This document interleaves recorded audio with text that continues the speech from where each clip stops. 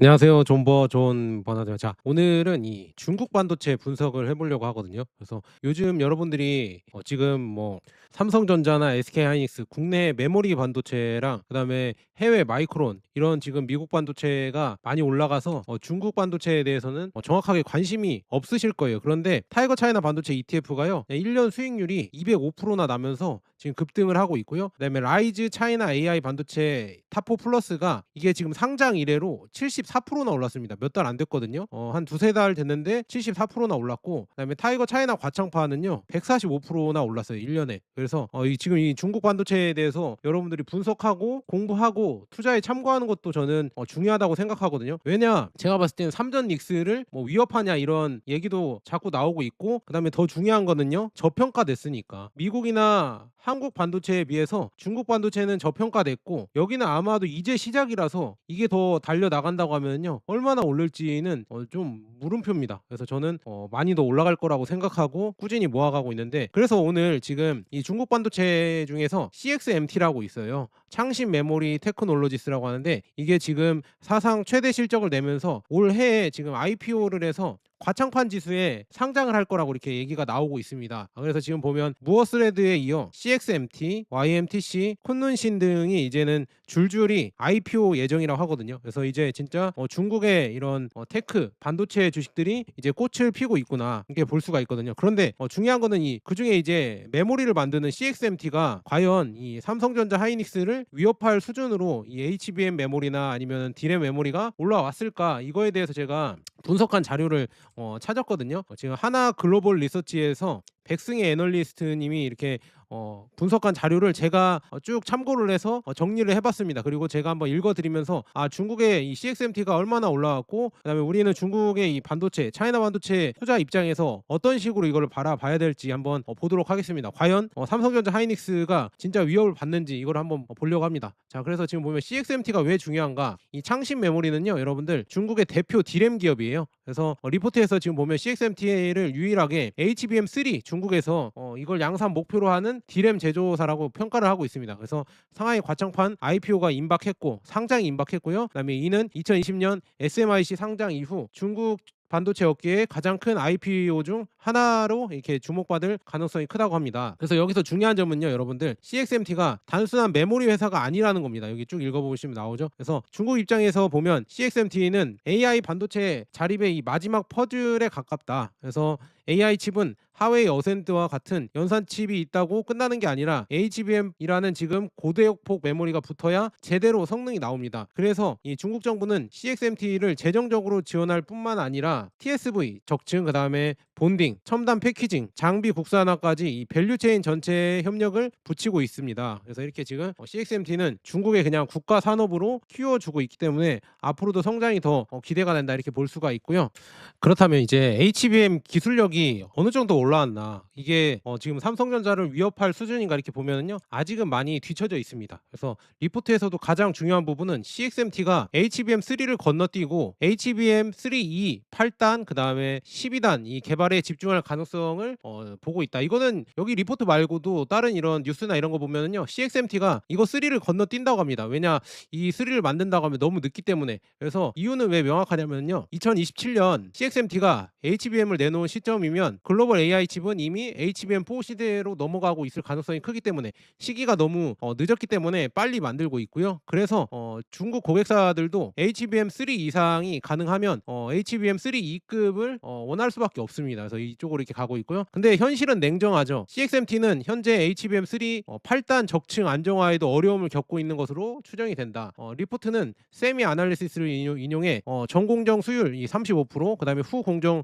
수율 70%, 전체 수율 25% 수준으로 추정을 합니다. 이거 세미 아날리시스 있잖아요. 이거는 제가 따로 이렇게 제가 갖고 와서 이 수치랑 한번 분석을 해드릴게요. 이것도 또 심화로 해드릴 테니까 여러분들 구독, 좋아요, 알람 설정 꼭 부탁드리고요. HBM은 이 D램 다이를 여러 장 물량이 쌓아야 하기 때문에 이렇게 적층으로 싼다고 보시면 돼요. 그래서 쌓아야 하기 때문에 한 장이라도 문제가 생기면 이 전체 패키지가 불량이 됩니다. 이게 어려운 거예요. 쌌는데 하나만 불량이 돼도 이게 거의 불량이 그냥 돼 버리는 거니까 단순히 D램을 만들 수 있다고 해서 HBM을 잘 만들 수 있는 건 아니다. 이 쌓는 것도 기술이기 때문에. 그래서 즉 CXMT가 HBM을 만든다가 이게 바로 뭐 엔비디아, SK하이닉스 생태계를 위협한다. 이거는 과장이다. 아직까지는 기술을 개발하고 있지만 수율이나 적층이나 양산 안정성은 큰 격차가 있기 때문에 아직까지는 좀 더 지켜봐야 된다. 근데 이 중국식으로 이거를 돌파를 하고 있거든요. 이걸 보면 표준 HBM보다 하위 맞춤형 HBM으로 만들어 버리고 있다. 그래서 그러니까 자기는 국산화 시키면 되니까. 그래서 흥미로운 부분은 CXMT가 JEDEC 표준 이거를 지금 범용 PHY 기반뿐만 아니라 하위의 어센드 칩에 이 맞춘 커스텀 HBM을 개발할 가능성이 있다는 점입니다. 하위에 맞추겠죠. 그래서 이건 이 중국 반도체 전략에서 매우 중요한 포인트입니다. 중국은 글로벌 표준 경쟁에서 바로 이기기는 당연히 어렵죠. 이거 어렵다면 이 내수 생태계 안에서 작동하는 이런 맞춤형 솔루션을 우회로 이렇게 만들어낼 수가 있다. 쉽게 말하면 엔비디아의 H100과 H200과는 완전히 같은 성능이 아니더라도 하웨이 어센드와 붙여서 중국 내부 AI 학습 추론에 쓸 수 있으면 된다는 전략이다. 이 정도면 되죠 뭐. 그래서 이렇게 되면 단기적으로 글로벌 HBM 시장의 점유율을 빼앗는 것이 아니라 중국 내부의 AI 인프라 병목을 조금씩 완화하는 역할이 가능해진다. 역할을 하면서 이제 좀 더 클 수가 있죠. 그러니까 이게 이런 뭐 중국은 아예 시장이 워낙 자국 시장도 커버리니까 그냥 자국산 시켜버리면은요 이게 클 수가 있어요. 뭐 성능이 좋든 안 좋든 되기만 하면 일단 어느 정도 수율 나오고 그다음에 성능이 어느 정도만 나온다고 하면은요 그냥 키우면은 일단은 큰다 이렇게 볼 수 있습니다. 그리고 생산 능력은 진짜 이게 이 HBM 기술보다 이 범용 D램에서 진짜 위협을 발휘한다 이렇게 볼 수 있거든요. 그래서 지금 위협적인 숫자는 HBM 수율이 아니라요 웨이퍼 생산 능력이거든요. 그래서 CXMT의 생산 능력은 26년 말에 월 35만 장, 그다음에 27년 월 42만 장, 그다음에 28년 월 50만 장까지 증가할 것으로 제시가 되고요. 그래서 26년 기준으로 해서 마이크론 추정치가 월 38.5만 장이거든요. 여기에 거의 근접하는 수준으로 많이 만들어내고 있고요. 반면에 SK하이닉스는 월 59.5만 장, 그다음에 삼성전자는 월 72만 장으로 이렇게 추정이 된다. 그래서 이 말은 CXMT가 HBM에서는 아직 후발주자지만 범용 D램 생산 능력에서는 이미 글로벌 3위권에서 접근하고 있다는 뜻이다. 이게 무시무시한 거죠. 그래서 특히 DDR, LPDDR 같은 이 범용 모바일 D램에서는 중국 내수 고객을 바탕으로 빠르게 점유율을 키울 수 있습니다. HBM에 배정되는 생산 능력은 매우 아직 뭐 제한적이지만 25년 말 CXMT의 월 26.5만 장 생산 능력 중 HBM 배정 물량은 수천 장 수준에 불과한 것으로 추정됩니다. 즉 당장 매출과 이익은 HBM이 아니라 DDR과 LPDDR 가격 상승과 이 출하량 증가에서 나오는 구조다. 근데 이것도 지금 가격이 상승하고 있기 때문에 이 실적이 지금 역대 최고로 나오는 이유가 다 이런 거다 이렇게 볼 수가 있습니다. 그래서 실적이 지금 D램 업사이클로 제대로 타고 있죠. 그래서 CXMT의 실적께서는 매우 가파릅니다. 25년 매출은 약 618억 위안으로 전년 대비 156% 증가했고 순이익은 약 71억 위안으로 첫 흑자 전환에 성공했습니다. 20년 1분기 매출은 508억 위안으로 전년 대비 720% 증가했고요. 20년 상반기 매출은 1,200억 위안 수준으로 전망이 된다. 리포트는 26년 연간 매출이 전년 대비 6배 이상 증가할 가능성을 언급하고 있고요. 수익성도 급격히 높아지고 좋아지고 있습니다. 그래서 전체 총 매출 이익률은 23년 113.27%에서 24년 마이너스 4.72%, 그다음에 25년 37.80%로 개선됐습니다. 25년 기준 DDR 시리즈 총 매출 총 이익률은 41.89%, LPDDR 시리즈는 37.25%입니다. 이는 삼성전자의 39.4%, 마이크론의 39.8%와 유사한 수준까지 올라온 것이지만 HBM 비중이 높은 SK하이닉스의 60.4%와는 큰 차이가 있다. 여기서 지금 중요한 해석은 CXMT의 이익 개선은 HBM 성공뿐만 아니라 D램 가격 급등과 그다음에 규모 경제 때문이라는 점이다. 이게 무섭거든요. HBM은 미미하지만 D램에서 이제 많이 먹고 들어가니까 D램까지 가격이 오르니까 앞으로 실적 개선이 더 진다 이렇게 볼 수 있고요. 그다음에 제품 구성을 보면요, LPDDR 중심에서 DDR5 중심으로 비중이 확대되고 있다. 그래서 25년 기준 CXMT 매출에서 D램 제품 비중은 98%에 달합니다. 세부적으로 보면 25년 매출 비중은 LPDDR 시리즈 66.43%, 그다음에 DDR 시리즈가 31.87%, 기타가 1.7%입니다. 그래서 LPDDR 비중이 높은 이유는 스마트폰, 태블릿 등 모바일 고객을 빠르게 확보했기 때문입니다. 리포트에 따르면 CXMT는 알리클라우드, 바이트댄스, 텐센트, 레노버, 샤오미, 트랜션, 아너, 오포, 비보 등 주요 고객의 이 공급사로 채택됐습니다. 특히 LPDDR5는 23년, 그 다음에 DDR5는 24년 말, LPDDR5X는 25년에 양산되면서 고부가 제품 비중이 빠르게 늘었습니다. 이 부분은 매우 중요합니다. CXMT가 저가 디램만 만드는 회사가 아니라 중국 빅테크, 스마트폰, PC, 서버 고객망 안으로 들어가고 있다는 의미이기 때문입니다. 그래서 이렇게 지금 이런 걸 보시면 좋을 것 같고요. 근데 지금 보면 CXMT가 그냥 무에서 유를 창조한 이런 회사냐 이렇게 물어보면 그건 아니거든요.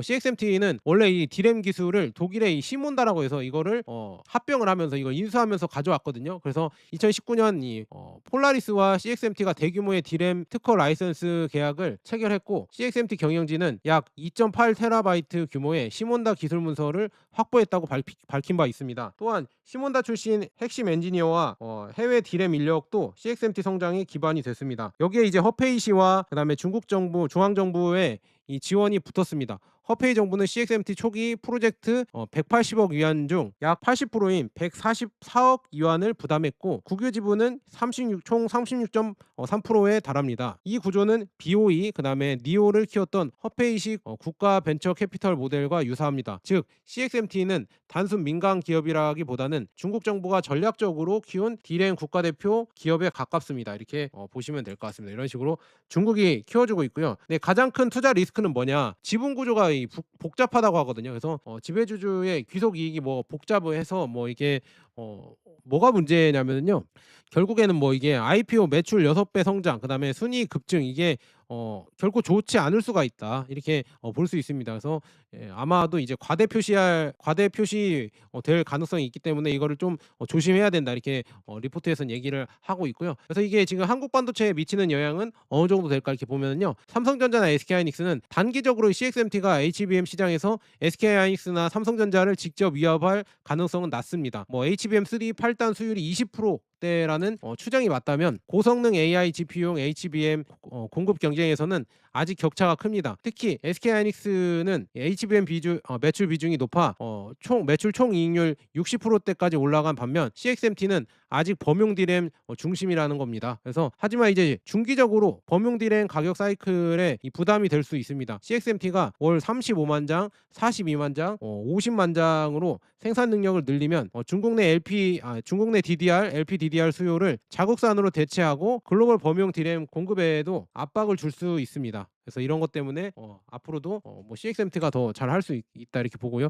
가장 직접적인 부담은 마이크론일 수 있습니다. CXMT의 생산 능력이 26년 마이크론에 근접한다는 점에서 중국 내수 범용 디램 시장에서는 마이크론의 입지가 약해질 가능성이 있습니다. 특히 미중 갈등이 심화될수록 중국 고객들은 미국산 메모리보다 중국산 메모리를 선호하거나 강제받을 수 있습니다. 그다음에 이제 한미 반도체, 그다음에 패키징 장비, 리포트에서는 HBM3E용 TC 몬더에서 한미 반도체가 높은 점유율을 가지고 있고 미국 측 압력으로 중국 수출 중단 이슈가 있었다고 언급합니다. 이에 따라 이 중국의 이제 다른 이런 기업들 있잖아요. 이런 기업들이 양산을 시도 중인 걸로 추정이 됩니다. 그래서 단기적으로는 중국 장비가 한미 반도체를 바로 대체하기 어렵겠지만 중장기적으로, 그러니까 단기적으로는 그렇고요. 중장기적으로는 수출 규제와 중국 장비 국산화 가속이라는 구조가 만들어질 수 있기 때문에 한미 반도체는 조금 안 좋아질 수도 있겠구나 이렇게 볼 수 있고요. 그다음에 이제 중국 반도체 ETF, 차이나 반도체 ETF 투자하는 입장에서는요. 중장기적으로는 호재라고 합니다. 왜냐? CXMT 상장이 꽤 중요한 이벤트거든요. 그래서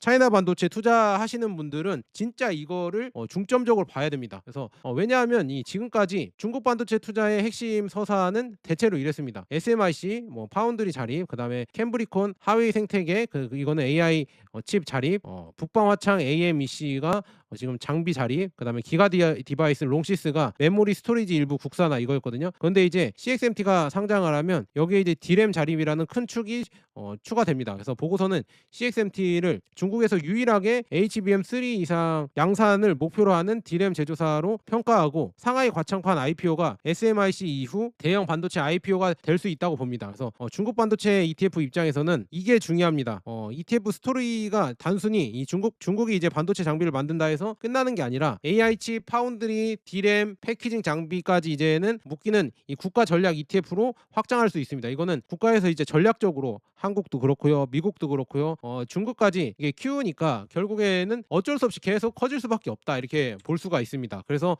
이 세 개 ETF 있잖아요. 타이거 차이나 반도체 팩셋, 그다음에 라이즈 차이나 AI 반도체 타포 플러스, 타임 차이나 AI 테크 액티브, 여기 주요 기업들 있잖아요. 기가 디바이스, 캠브리콘, 북방화창, AMEC, 몬타지, 해광신식 뭐 이렇게 쭉 있죠. 이런 기업들 조금씩 이 비중이랑 조금 다르거든요. 그래서 이런 거 여러분들 한 번씩 분석해 보시고요. 여러분들이 괜찮다 생각해 보시면요, 나눠서 담으셔도 되고, 이거는 알아서 이렇게 여러분들이 결정하시면 좋을 것 같습니다. 그래서 이런 기업들이 있다는 거, 그런데 성장률이 나름 괜찮다는 거 이렇게 말씀드리고요. CXMT는 과창판 지수에 상장을 합니다. 그래서 앞으로 저는 중국의 이런 주식들 중에서 이 테크주도 아마 잘 갈 거라고 보고 있거든요. 과창판이나 아니면 본토 기술주나 아니면 뭐 반도체 이런 주식들이 아마 잘 갈 거다 이렇게 저는 예상을 하고 있기 때문에, 여러분들도 그렇게 생각하신다고 하면요, 제 유튜브 꾸준히 이제 좋아요랑 구독 한 번씩 부탁드리면서 매번 이렇게 제가 시간 나면은 이런 반도체 정보나 이런 것도 드릴 테니까 한 번씩 구독해 주셔서